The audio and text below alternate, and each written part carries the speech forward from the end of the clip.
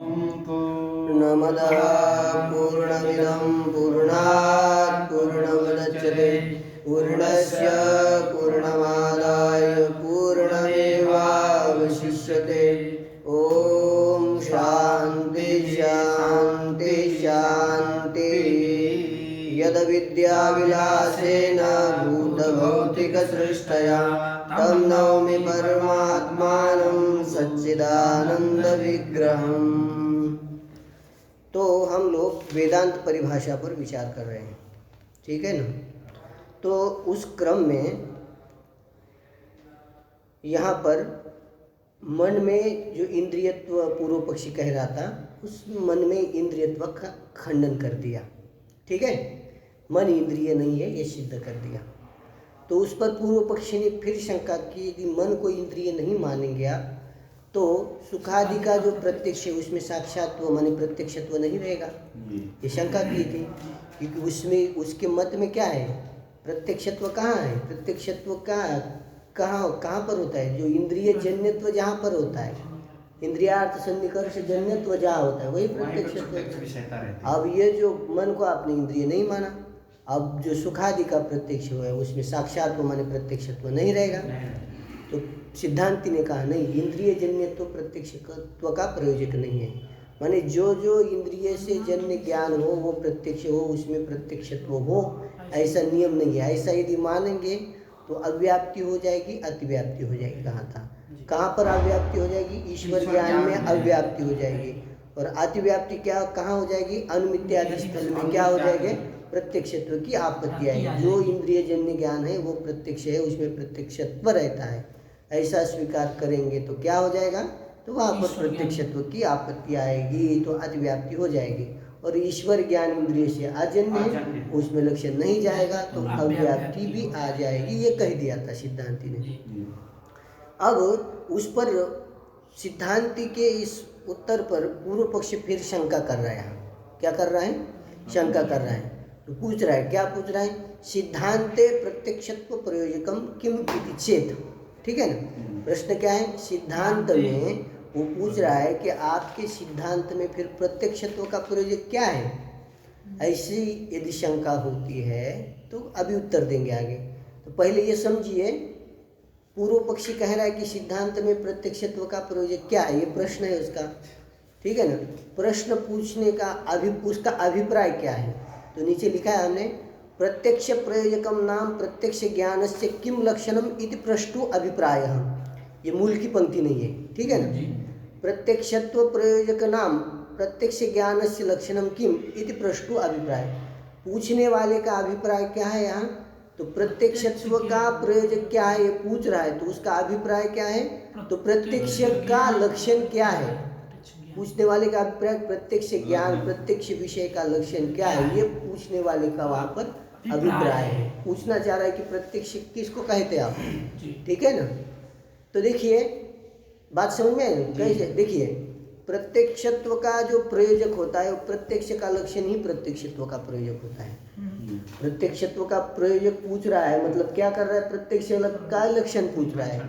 और प्रत्यक्षत्व का जो प्रयोजक होता है वो प्रत्यक्ष का लक्षण ही प्रत्यक्षत्व का प्रयोजक होगा। जैसे पृथ्वी का लक्षण क्या करते हैं हम, उदाहरण से समझिए थोड़ा सा, पृथ्वी का गंधवत्व लक्षण, जल का लक्षण क्या करते हैं, शीत स्पर्शवत्व अपाम लक्षण, ठीक है, उष्ण स्पर्शवत्व तेजस्व लक्षण, ये लक्षण करते हैं हम, ठीक, बात समझ में ना। तो देखिए पृथ्वी में पृथ्वीत्व है, जल में जलत्व है, तेज में तेजस्व है। तो ये पृथ्वी है, ये आपकी ये घट क्या है, ये पृथ्वी है। उसमें क्या व्यवहार हो रहा है, पृथ्वीत्व का व्यवहार कर रहे हैं कि हम कर रहे हैं कि नहीं हम, तो पृथ्वीत्व का व्यवहार इसमें हो रहा है, घट में हो रहा है। जल में होता है क्या पृथ्वीत्व का व्यवहार, पृथ्वीत्व का व्यवहार कहाँ हो रहा है, घट में हो रहा है, घट में हो रहा है। तो उसका प्रयोजक कौन होता है, पृथ्वी में पृथ्वीत्व का व्यवहार हो रहा है, पृथ्वी में क्या व्यवहार हो रहा है, पृथ्वीत्व का व्यवहार है। तो उसका जो प्रयोजक होता है वो पृथ्वी का लक्षण ही उसका प्रयोजक। पृथ्वी में पृथ्वीत्व व्यवहार क्यों हो रहा है, गंधवत्व, उसमें गंधवत्व, तो गंधवत्व जो लक्षण है वही क्या है, पृथ्वीत्व का प्रयोजक है। बात सुनो, तो पृथ्वीत्व का प्रयोजक कौन हो रहा है, गंधवत्व। ठीक है ना, पृथ्वीत्व व्यवहार हो रहा है इसमें, इसका प्रयोजक क्या है? गंधवत्व। मतलब पृथ्वी का लक्षण क्या है? कोई आपको पूछे कि पृथ्वीत्व का प्रयोजक क्या है, पूछने वाले का अभिप्राय क्या रहेगा? तो पृथ्वी का लक्षण पूछ रहा है, यही अभिप्राय होगा ना पूछने वाले। पृथ्वीत्व का प्रयोजक क्या है, तो पूछने वाले का अभिप्राय यही है कि पृथ्वी का लक्षण क्या है। तो पृथ्वी का लक्षण क्या है? आपका गंधवत्व। ठीक है ना, ये तो बात समझे। तो पृथ्वीत्व का प्रयोजक क्या हो गया आपका? गंधवत्व। जलत्व व्यवहार हो रहा है, उसका प्रयोजक क्या होता है आपका? शीत स्पर्श, वही होता है। उसी प्रकार यहाँ प्रत्यक्षत्व का प्रयोजक पूछ रहा है, तो प्रत्यक्षत्व का प्रयोजक भी कौन होगा? प्रत्यक्ष का लक्षण। अब प्रत्यक्षत्व का प्रयोजक पूछ रहा है तो उसका मतलब क्या पूछ रहा है वो? प्रत्यक्ष का लक्षण क्या है? प्रत्यक्ष का लक्षण क्या है, यही पूछने वाले का क्या है? अभिप्राय है। तो वही पूछा है, सिद्धांते प्रत्यक्षत्व प्रयोजकम किमिति चेत्, सिद्धांत में प्रत्यक्षत्व का प्रयोजक क्या है ऐसा यदि पूछते हैं तब सिद्धांति उत्तर दे रहा है। ठीक है ना, सिद्धांति उत्तर दे रहा है, किम ज्ञानगतस्य प्रत्यक्षत्व प्रयोजकम पृच्छसि किम वा विषयगतस्य प्रत्यक्षत्वस्य प्रयोजकम पृच्छसि। ठीक है ना, विकल्प करके उत्तर दे रहा है, सीधा उत्तर नहीं दे रहा। तो पूछ रहे कि भैया तुम क्या ज्ञानगत प्रत्यक्षत्व का प्रयोजक पूछ रहे हो हमें, कि विषयगत प्रत्यक्षत्व का प्रयोजक? अब ज्ञानगतस्य, ज्ञानगत शब्द का अर्थ निष्ठत्व कीजिए, ज्ञाननिष्ठम यत् प्रत्यक्षत्वम, है ना, ज्ञाननिष्ठ प्रत्यक्षत्व के प्रयोजक को पूछ रहे हो तुम, अथवा विषयगत माने विषयनिष्ठ जो प्रत्यक्षत्व है उसके प्रयोजक को पूछ रहे हो। अब यहाँ थोड़ी बात समझिए आप लोग। प्रत्यक्षत्व का व्यवहार 3 जगह होता है आपका। कहाँ कहाँ होता है बता सकते हैं आप लोग? प्रत्यक्षत्व का व्यवहार 3 जगह होता है। विषय में एक होता है, दूसरा प्रमाण में होता है, और ज्ञान में। ज्ञान, विषय और प्रमाण, इन 3 जगहों पर प्रत्यक्षत्व का व्यवहार होता है। बात समझ में आई? प्रमाण में भी प्रत्यक्षत्व का व्यवहार होता है, तो उसका प्रयोजक क्या है? वो तो प्रत्यक्ष प्रमाकरणत्व, प्रत्यक्ष प्रमाकरणत्व ही वह प्रत्यक्षत्व का प्रयोजक है। प्रमाण में प्रत्यक्षत्व का व्यवहार हो रहा है, इसका प्रयोजक तो सिद्ध, ये दोनों मत में सामान्य है। ठीक है ना, न्याय मत में भी ये वही है, वेदांत मत में भी। तो ज्ञान किस में बोल रहा था मैं? प्रमाण में जो प्रत्यक्षत्व का व्यवहार है उसका प्रयोजक कौन हो रहा है? प्रत्यक्ष ज्ञान करणत्व, वही क्या है उसका प्रयोजक है। वो तो बात कोई ये सीधी बात है, इसमें कोई चर्चा नहीं। अब 2 विशेष बात है यहाँ, विषय में भी प्रत्यक्षत्व का व्यवहार होता है और ज्ञान में भी प्रत्यक्ष। आपके सामने जैसे ये घट पड़ा है, ठीक है ना, ये क्या है? आपके सामने घट पड़ा है, बात समझे? तो घट पड़ा है तो ये घट प्रत्यक्ष है। हम कहते हैं ना क्या है? ये घट प्रत्यक्ष है, ये पुस्तक प्रत्यक्ष है, ये टेबल प्रत्यक्ष है। तो इसमें प्रत्यक्षत्व का व्यवहार हो रहा है कि नहीं? इसमें घट पट पुस्तक में प्रत्यक्षत्व का व्यवहार हो रहा है। तो ये विषय है, तो विषय में भी क्या हो रहा है? प्रत्यक्षत्व का व्यवहार हो रहा है। ठीक है ना। और ज्ञान है आपका अयम घटः, ये ज्ञान है आपका, बात समझे ना? अयम घटः ये ज्ञान है आपका, तो अयम घट, इस ज्ञान में भी क्या हो रहा है आपका? प्रत्यक्षत्व का व्यवहार रहा है। अयम घटः ये ज्ञान क्या है? प्रत्यक्ष ज्ञान है, तो इसमें क्या हो रहा है? प्रत्यक्षत्व का व्यवहार हो रहा है। तो प्रत्यक्षत्व का व्यवहार 3 जगह होता है, ये बता दिया। एक ज्ञान, प्रमाण में, विषय में और ज्ञान में, बात समझे? तो यही पूछ रहा है। अब तुम क्या ज्ञान में रहने वाले प्रत्यक्षत्व का प्रयोजक पूछ रहे हो, अथवा विषय में रहने वाला जो प्रत्यक्षत्व का प्रयोजक है उसको पूछ रहे हो?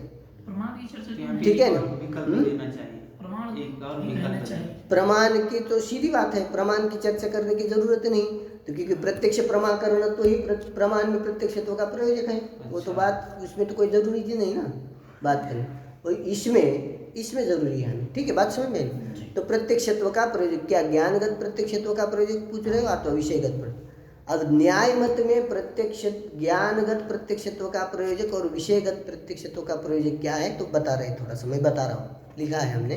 ठीक, न्याय मते ज्ञानगत प्रत्यक्षत्व प्रयोजकम अस्ति इंद्रियार्थ सन्निकर्षजन्यत्वम तथा विषयगतस्य प्रत्यक्षत्वस्य प्रयोजकम अस्ति इंद्रियार्थ सन्निकर्षजन्य ज्ञान विषयत्वम।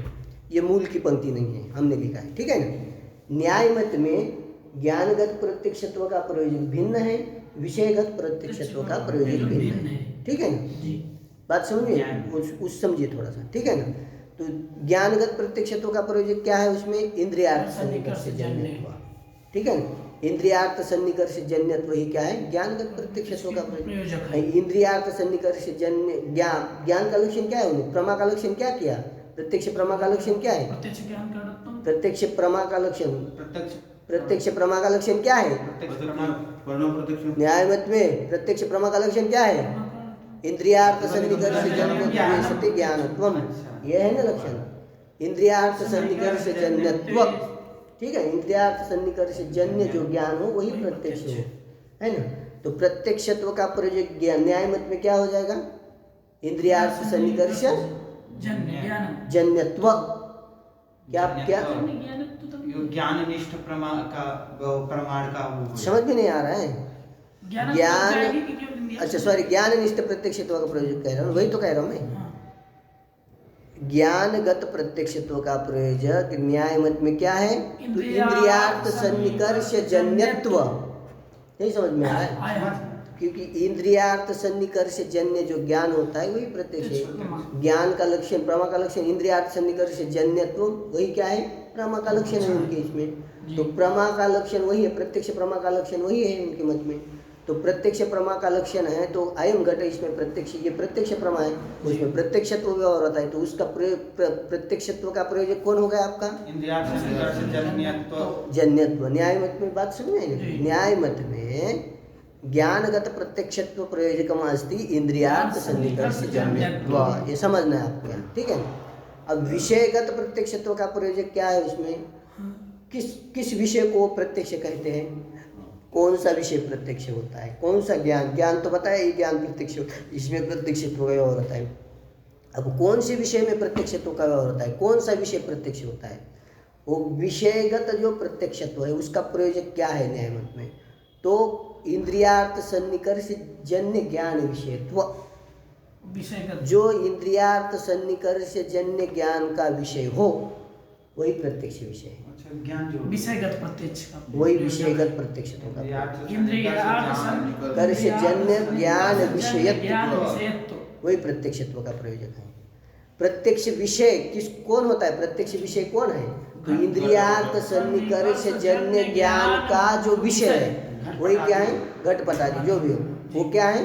प्रत्यक्ष है, प्रत्यक्ष कहते हैं उनको। क्या वो प्रत्यक्ष विषय? प्रत्यक्ष विषय की कौन सा विषय प्रत्यक्ष होता है आपको कहा पूछा जाएगा तो क्या कहेंगे? इंद्रियार्थ सन्निकर्ष जन्य ज्ञान का विषय, ज्ञान का विषय वही क्या है? प्रत्यक्ष विषय है। अब घट है, ये घट है, तो इंद्रियार्थ सन्निकर्ष जन्य ज्ञान का विषय ये घट है कि नहीं? तो ये विषय प्रत्यक्ष है कि नहीं? तो इसमें हम क्या करते हैं? प्रत्यक्षत्व का व्यवहार हो रहा है कि नहीं इस घट में आपका? तो इस प्रत्यक्षत्व का घट में ये प्रत्यक्षत्व व्यवहार कर रहे हैं हम, तो उसका प्रयोजक कौन हो गया फिर? इंद्रियार्थ सन्निकर्ष जन्य ज्ञान विषयत्व। बात समझे? तो इंद्रियार्थ सन्निकर्ष जन्य ज्ञान विषयत्व प्रत्यक्षत्व का प्रयोजक है। ठीक है, ये न्याय मत में समझ में। अब वो वेदांत मत में, अब उसने कहा था, उसने पूछा कि प्रत्यक्षत्व का प्रयोजक क्या है, तो उसमें विकल्प करके बताया कि क्या ज्ञानगत प्रत्यक्षत्व का प्रयोजक पूछ रहे तो विषयगत प्रयोजक। तो ज्ञानगत प्रत्यक्षत्व का प्रयोजक तुम्हारे इसमें जैसा है वैसा हमारे इसमें नहीं है, और विषयगत प्रत्यक्षत्व का प्रयोजक जो तुम्हारे इसमें है वो हमारे इसमें ऐसा नहीं है। तो यदि ठीक है ना, क्या ज्ञानगत प्रत्यक्षत्व का प्रयोजक पूछ रहे अथवा विषयगत प्रत्यक्षत्व का पूछ रहे, तब उत्तर दे रहे आद्य। ठीक है ना, आद्य मूल में है ना, आद्य। आद्य नाम, आद्य का अर्थ हमने लिखा, आद्य नाम ज्ञानगतस्य प्रत्यक्षत्व प्रयोजके। आद्य माने ज्ञानगत प्रत्यक्षत्व के प्रयोजक पूछने पर, यदि पूछते हो तो, ठीक, पूछते हो तो क्या है ज्ञानगत प्रत्यक्षत्व का प्रयोजक? तो बता रहे प्रमाण चैतन्यस्य विषयावच्छिन्न चैतन्याभेदः। ठीक है ना, प्रमाण चैतन्यस्य विषयावच्छिन्न चैतन्य अभेद इति ब्रूमः। तो ज्ञानगत प्रत्यक्षत्व का प्रयोजक क्या है? तो प्रमाण चैतन्यस्य विषयावच्छिन्न चैतन्य अभेद। ठीक है ना, ये क्या है, किसका प्रयोजक है? ज्ञानगत प्रत्यक्षत्व का प्रयोजक। ठीक है ना, और यही क्या है आपका? प्रत्यक्ष प्रमा का लक्षण है। प्रत्यक्ष प्रमा कौन है आपका? प्रत्यक्ष प्रमा क्या है? प्रत्यक्ष प्रमा किसको कहेंगे हमें? प्रत्यक्ष ज्ञान क्या है कि ज्ञान किसको कहेंगे?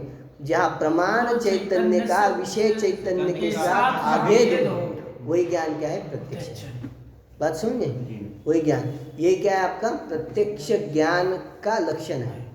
ठीक है, उसने कहा था ना, ठीक है ना, उसने पूछने वाले का क्या अभिप्राय था? प्रत्यक्ष ज्ञान का लक्षण क्या है? ज्ञानगत प्रत्यक्ष का लक्षण क्या है? प्रत्यक्ष ज्ञान का लक्षण क्या है? ठीक है ना, तो प्रत्यक्ष ज्ञान का जो लक्षण होता है वही क्या होता है? प्रत्यक्ष ज्ञान का प्रयोजक हो जाएगा, ज्ञानगत प्रत्यक्षत्व का प्रयोजक हो जाएगा। ठीक है ना, तो ज्ञानगत प्रत्यक्षत्व का प्रयोजक क्या बताया अभी? प्रमाण चैतन्य से विषयावच्छिन्न चैतन्य अभेद, चैतन्य से नहीं, चैतन्याभेद की ब्रह्म माने ज्ञान प्रमाण चैतन्य का विषयावच्छिन्न चैतन्य के साथ अभेद, ये क्या है? हमें ज्ञानगत प्रत्यक्ष का प्रयोजक है। बात समझ में? ठीक है, बात समझ में? अब ये प्रमाण चैतन्य क्या है, विषयावच्छिन्न चैतन्य क्या है, इसको हमें समझना है। ये थोड़ा विषय गंभीर है, इसे गंभीरता से सुनना पड़ेगा। जिन लोगों को संस्कार नहीं है वो लोग धैर्य से सुनिए, आस्था से सुनिए, श्रद्धा से सुनिए। संस्कार नहीं हो तो बुद्धि में जल्दी आरूढ़ नहीं होता है, इसलिए धीरे धीरे वो समझ में आएगा। ठीक है, तो हम उसकी चर्चा कर रहे हैं। ठीक, बात समझ आएंगे? ब्रूमः तथा ही, अब उसको स्पष्ट कर रहे, प्रमाण चैतन्य क्या है, विषय चैतन्य क्या है, उसको बताना है आगे। ठीक है ना, उसको स्पष्ट कर रहे तथा ही इत्यादि के द्वारा। तथा ही त्रिविधम चैतन्यम, ठीक है ना, पहले तो स्पष्ट कर रहे चैतन्य कितने प्रकार का है हमारे यहाँ? 3 प्रकार का चैतन्य। कौन सा? प्रमात्र चैतन्य, प्रमाण चैतन्य, विषय चैतन्यम च इति। ठीक है ना, 3 प्रकार का चैतन्य। कितने प्रकार का? 3 प्रकार का। ये याद रखना आपने। कितने? प्रमात्र चैतन्य, प्रमाण चैतन्य, विषय चैतन्य। ठीक है ना, प्रमात्र चैतन्य किसको कहते हैं? विषय। प्रमाण चैतन्य किसको कहते हैं? और विषय चैतन्य किसको कहते हैं? वो स्वयं ग्रंथकार आगे कह रहे हैं। ठीक, कोई घबराने की बात नहीं। तत्र घटाद्यवच्छिन्नम चैतन्यम विषय चैतन्यम। विषय चैतन्य किसको कहते हैं हम? घटाद्यवच्छिन्न जो चैतन्य होता है उसको क्या कहते हैं हम? विषय चैतन्य। बात समझ में? घटावच्छिन्न चैतन्य को क्या कहेंगे हम? विषय चैतन्य। धैर्य से सुनो, इसलिए तो कह रहा ना, धैर्य है, धैर्य धारण करो तो सब आएगा। ठीक है ना, देखो विषय चैतन्य कहना किसको कह रहे हैं? विषय। घटाद्यवच्छिन्न चैतन्य क्या है? विषय चैतन्य।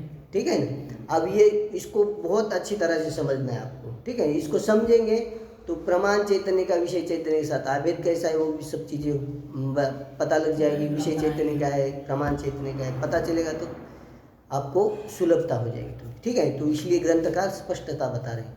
घटाद्यवच्छिन्न चैतन्य वही क्या है? विषय चैतन्य। कैसे है? देखिए, संपूर्ण जगत क्या है? मिथ्या है। वेदांत मत में क्या है? सकल जगत क्या है? मिथ्या है, माने आरोपित है, आध्यस्त है। संपूर्ण जगत क्या है? आध्यस्त है। कहाँ आध्यस्त है? जो सच्चित आनंद स्वरूप जो परमात्मा है, चैतन्य है, उसमें सब संपूर्ण जगत क्या है? ये सारा आध्यस्त है।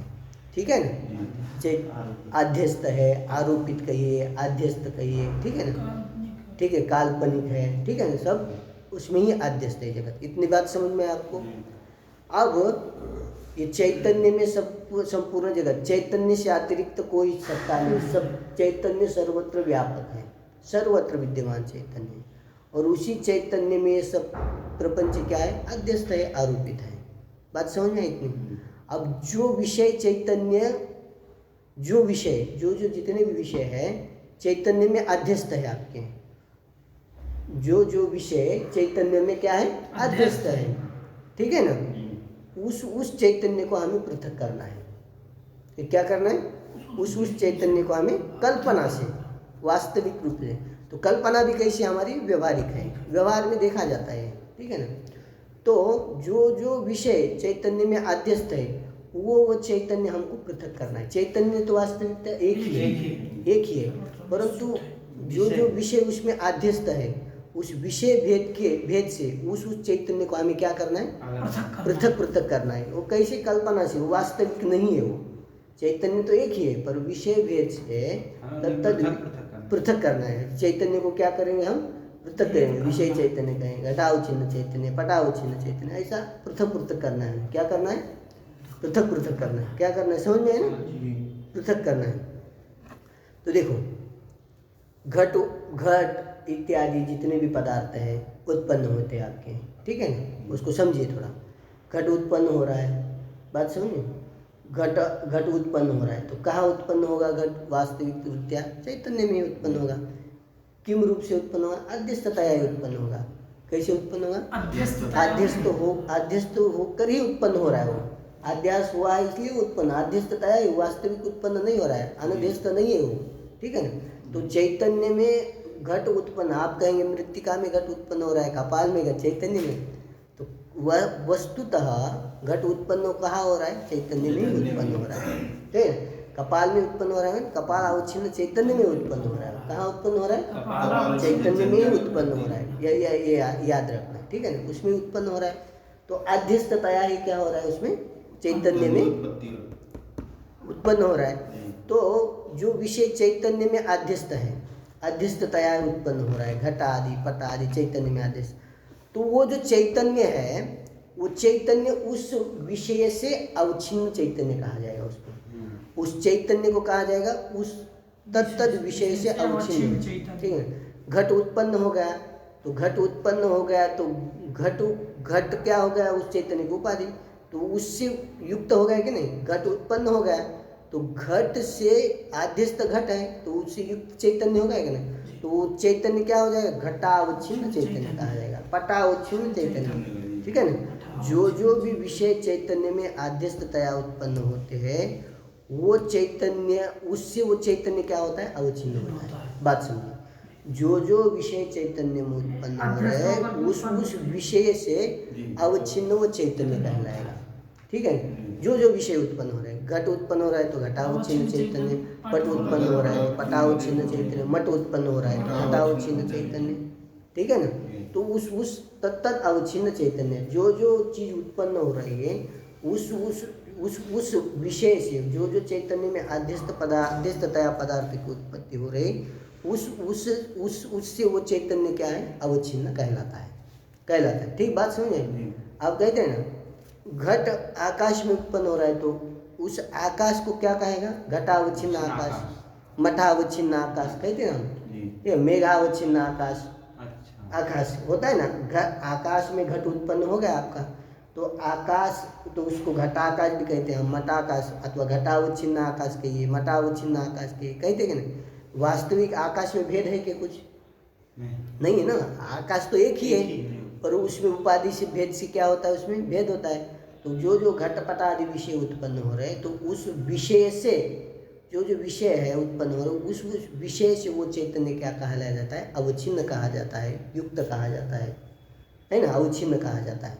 तो घट उसमें उत्पन्न हो रहा है चैतन्य में, तो चैतन्य कैसा हो जाएगा? घट आदि विषय से अवच्छिन्न कहलाएगा चैतन्य, तो घटावच्छिन्न चैतन्य। बात समझे ना?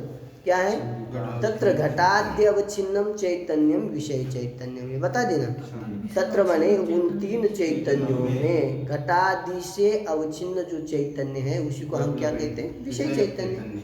क्या कहेंगे हम उसको? विषय चैतन्य। बात समझे ना? विषय चैतन्य, घटादि से अवच्छिन्न जो चैतन्य है, घट पट मट चट इत्यादि जितने भी विषय है उससे अवच्छिन्न जो चैतन्य है उसको क्या कहते हैं हम?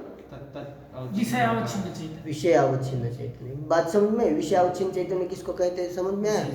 मैंने जो जो विषय से, जो जो जितने भी आध्यस्थतया जितने भी विषय उत्पन्न होते हैं उस विषय से विषय से युक्त जो चैतन्य है तो उसको विषय अवच्छिन्न चैतन्य कहा जाएगा, ठीक? बात समझ में आई ना?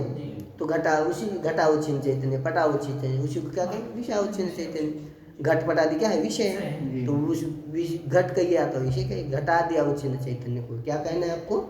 विषय चैतन्य। समझ में आया क्या है आपको? विषयावच्छिन्न चैतन्य है ना? विषयावच्छिन्न चैतन्य, विषयावच्छिन्न चैतन्य कहिए, विषय चैतन्य कहिए, एक ही विषय चैतन्य कहिए, विषयावच्छिन्न चैतन्य, बात एक, ठीक? बात समझ में आए? तो दूसरा क्या है आपका?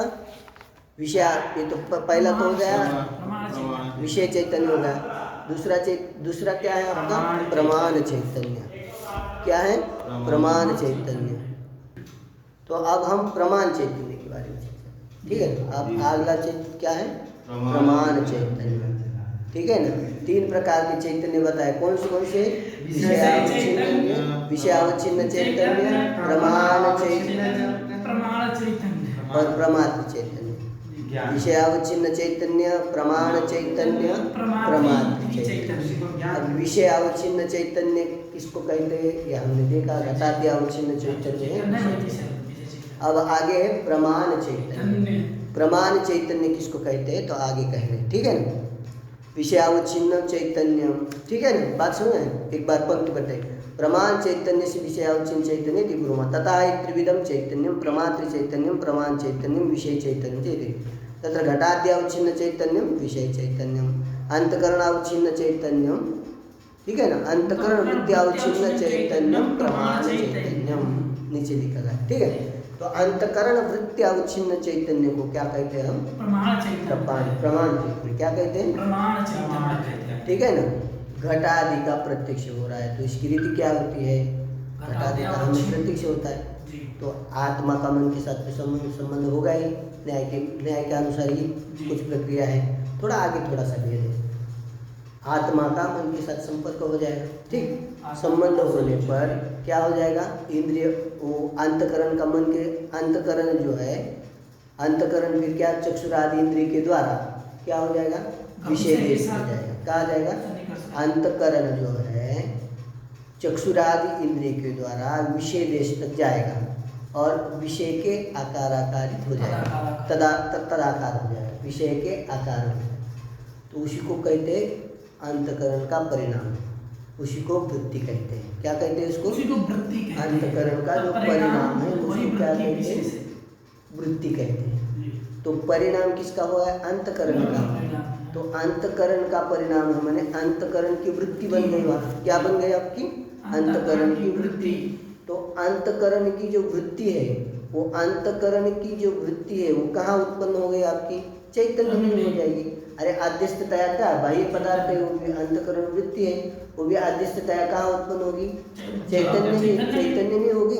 अंतकरण की जो वृत्ति है वो अध्यस्ततया चैतन्य में उत्पन्न हो गई।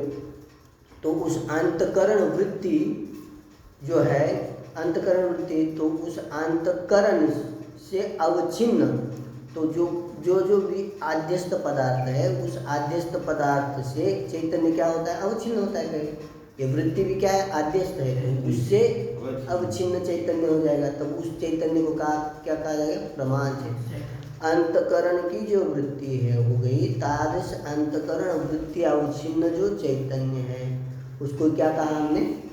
प्रमाण चैतन्य। क्या कहा हमने उसको? बात समझे? प्रमाण। अब अंतकरण की वृत्ति कैसी होती है, अंतकरण का परिणाम हो सकता है कि नहीं, उसकी चर्चा हम करेंगे कल। कैसे अंतकरण का परिणाम होता है, दृष्टांत के द्वारा सब चीजें बताई जाएंगी, ठीक है। अब इतना समझिए कि अंतकरण वृत्ति अवच्छिन्न जो चैतन्य, बात समझ में। अब तीसरा चैतन्य बताया प्रमात्र चैतन्य। क्या बताया? प्रमात्र चैतन्य। देखिए प्रमात्र चैतन्य है ना, प्रमात्र चैतन्य। प्रमात्र चैतन्य किसको कहते हैं? तो कह रहे देखिए प्रमाण चैतन्य अंतकरण अवच्छिन्न चैतन्यम प्रमात्र चैतन्यम, ठीक है ना। तो अंतकरण वृत्ति अवच्छिन्न चैतन्य क्या है? प्रमाण चैतन्य। इतना समझ में आया? और अब प्रमात्र चैतन्य क्या है उसको बताया। अंतकरण अवच्छिन्न चैतन्यम प्रमात्र चैतन्यम। अंतकरण अवच्छिन्न जो चैतन्य है वो प्रमात्र। अंतकरण भी क्या है? कार्य उत्पन्न होने आदिष्ट चैतन्य, तो उससे अवच्छिन्न चैतन्य हो जाएगा। तो अंतकरण से अवच्छिन्न चैतन्य क्या है? प्रमात्र चैतन्य। देखिए प्रमात्र चैतन्य, प्रमाता किसको कहते हैं? ज्ञाता। प्रमाता माने ज्ञाता, ज्ञान वाला, ज्ञान जिसको होता है वही प्रमाता है, ठीक है ना। प्रमा जिसको होती है, ज्ञान जिसको होता है उसको प्रमाता कहते हैं। बात समझे? तो प्रमाता प्रमात्र चैतन्य एक ही चैतन्य हो रहा है, वही चैतन्य ज्ञान भी है, वही चैतन्य विषय भी वही चैतन्य हो रहा है, वही प्रमाता भी हो रहा है। कैसे हो रहा है? तो अंत उपाधि के उपाधि पद से से। वो एक ही चैतन्य में प्रमातृत्व का व्यवहार कर रहे हैं, प्रमाण का व्यवहार कर रहे हैं, विषय व्यवहार कर का रहे हैं। विषय वही चैतन्य, विषय भी वही चैतन्य हो रहा है, जी। वही प्रमाण चैतन्य भी वही चैतन्य, प्रमाण चैतन्य भी हो रहा है, वही चैतन्य प्रमाता भी हो रहा है, ज्ञाता भी वही हो रहा है। अब प्रमाण चैतन्य और प्रमात्र चैतन्य, ठीक बात समझे। जी। अब प्रमाण का व्यवहार वास्तविकता आप देखते हैं, प्रमाण चैतन्य का अर्थ क्या है? प्रमाण का व्यवहार क्या कहाँ होता है? वास्तविकता प्रमाण का व्यवहार कहाँ करते हैं हम? प्रत्यक्ष आदि चक्षुरादि इंद्रिय में, अनुमान में, ठीक है ना, उपमान में, इनमें क्या करते हैं हम? प्रमाण का व्यवहार करते हैं। तो प्रमाण है, चक्षुरादि प्रमाण है, तो उस प्रमाण से अवच्छिन्न चैतन्य को, चक्षुरादि से अवच्छिन्न चैतन्य को ही हम प्रमाण चैतन्य कहें ना, कहेंगे, इसको ही कहेंगे। और आपने क्या कहा? अंतकरण वृत्ति अवच्छिन्न चैतन्य को प्रमाण चैतन्य कह रहे हैं हम। क्या कह दिया हमने? अंतकरण वृत्ति अवच्छिन्न चैतन्य को प्रमाण चैतन्य, ये कैसे कह रहे हैं आप? तो प्रमाण चैतन्य को तो उसको ही कहेंगे ना, चक्षुरादि इंद्रिय से अवच्छिन्न चैतन्य, वही तो प्रमाण चैतन्य होगा। क्योंकि चक्षुरादि इंद्रिय को ही प्रमाण कहते हैं, कोई पूछेगा इसलिए बोल रहा हूँ प्रमाण चैतन्य के बारे में, ये होगा ना। हाँ। तो यहाँ पर उसका उत्तर ये है कि प्रमाण शब्द का अर्थ है यहाँ ज्ञान। प्रमाण शब्द का अर्थ क्या है यहाँ? ज्ञान शब्द। प्रमाण शब्द लिडंत है, लिट प्रत्ययांत है। लिट प्रत्यय जब करणार्थ में होता है तो उसका अर्थ प्रमाण चक्षुरादि में लिए जाएगी, और जब भाव में होता है लिट प्रत्यय तब उसका अर्थ प्रमाण ज्ञानार्थ हो जाएगा।